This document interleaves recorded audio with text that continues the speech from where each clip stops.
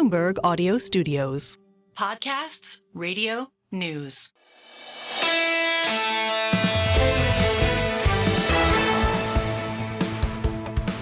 The single best idea out on YouTube podcast. I'm an old fart, so I thought Apple Podcasts was like completely monopolizing the podcast market. For 2024, Tom Keene was wrong.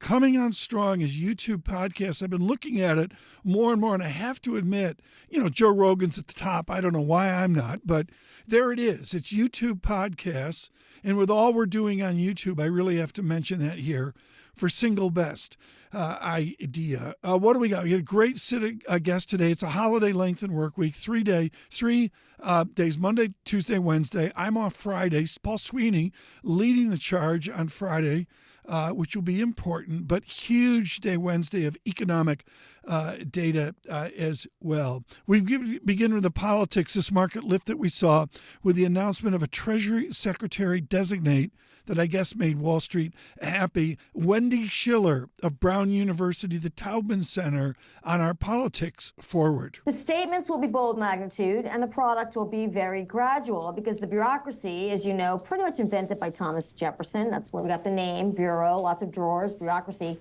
I think that's what you're going to see. You're going to see lots of statements. But moving this behemoth that is the federal government is a very slow and difficult process. Even Ronald Reagan couldn't be as successful as he wanted. He couldn't get rid of the Department of Education, for example. So I think you'll see lots of broad statements. I think the impact will be slow. But the problem with the Republicans, if it's too slow, you bump right up against 2026. Right.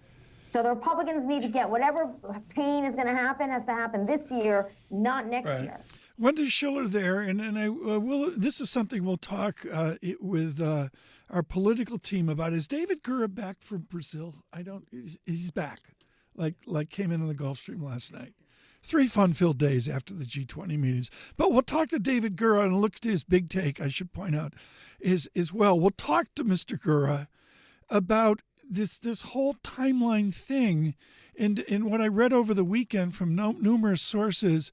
Is the president-elect doesn't have to get elected again, or I believe every House member has to get elected again, and the third of the Senate has to get elected in 2 years. It's an amazing dynamic. That was brilliant from Wendy Schiller. Thank you for the love notes and hate notes on Professor Schiller. They do fill up the inbox. Frances Donald with us, very popular, really a completely dense note on the state of the American economy. She's the RBC Capital Markets, the Royal Bank of Canada. She comes out of Montreal, joined us in the studio today. Frances Donald on immigration. I'm frankly more focused on immigration policy than I am on tariffs. Okay. Tariffs are a price level shock. We got a playbook for tariffs. We generally know what happened. Every economist with their salt knows a ton about washing machines from 2018.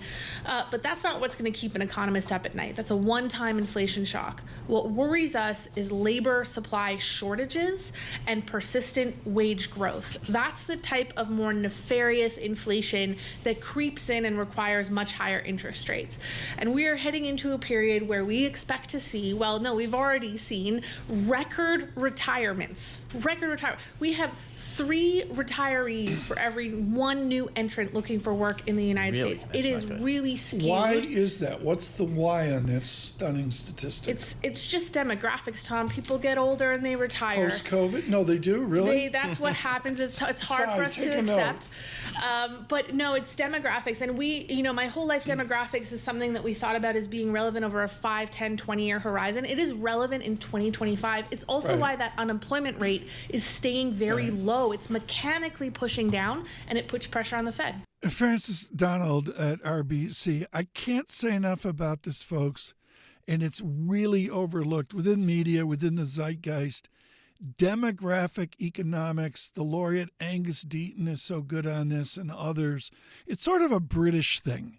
You go to like London School of Economics, Cambridge, Oxford, Bristol, Durham, and they live an overarching demographic study of economics. It folds into nominal GDP. It folds hugely into productivity. Frances Donald there on that stunning 3-to-1 ratio study of retirement.